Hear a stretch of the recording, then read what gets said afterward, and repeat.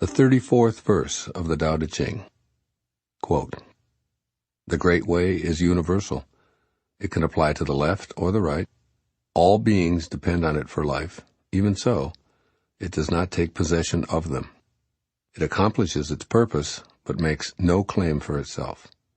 It covers all creatures like the sky, but does not dominate them. All things return to it as to their home, but it does not lord it over them. Thus it may be called great. The sage imitates this conduct. By not claiming greatness, the sage achieves greatness." Unquote. Living the Great Way.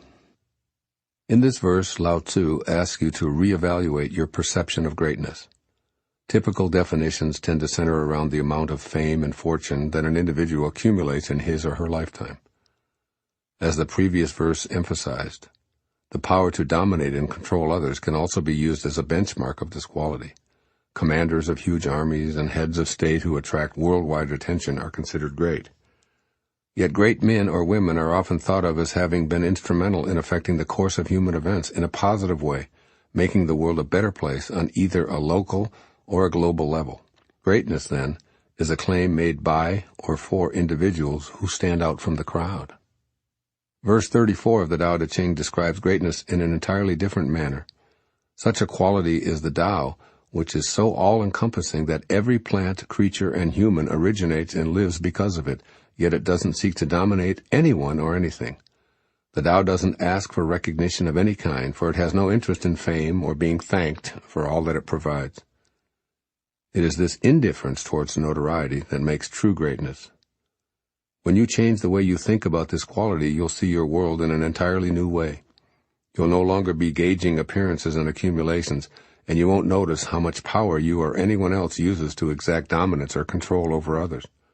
Rather, your new way of thinking will allow you to look for the unfolding of the Tao in everyone you see. Perhaps for the very first time you'll notice greatness in others as well as yourself in terms of the Tao that includes all. You'll be able to look at the sky and see its greatness and grandness, which demands absolutely nothing in return. As you change your enculturated view of greatness, you'll begin seeing a different world. You'll see the importance of everyone, including those individuals you've previously identified as difficult or unreasonable. You'll begin to see that the holiness that ferments the galaxies is working in you, in me, and in everyone. You'll begin to trust that greatness is every person's heritage. The Tao is everywhere. Therefore, this quality will be visible in all things and all people. Here are my suggestions for applying this 34th verse of the Tao Ching to your everyday life. First, discontinue deciding what anyone else should or shouldn't be doing.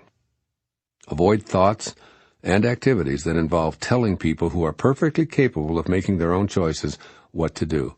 In your family, remember that you do not own anyone. The poet Khalil Gibran reminds you, quote, "Your children are not your children. They are the sons and daughters of life's longing for itself. They come through you, but not from you." Unquote.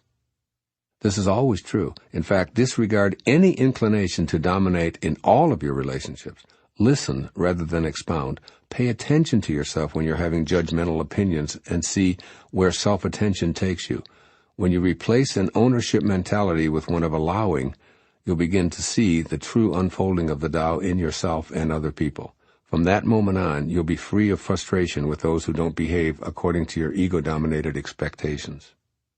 And two, discover a new definition of greatness. Offer yourself a definition that doesn't use any standards of appearance or traditional external measures of success.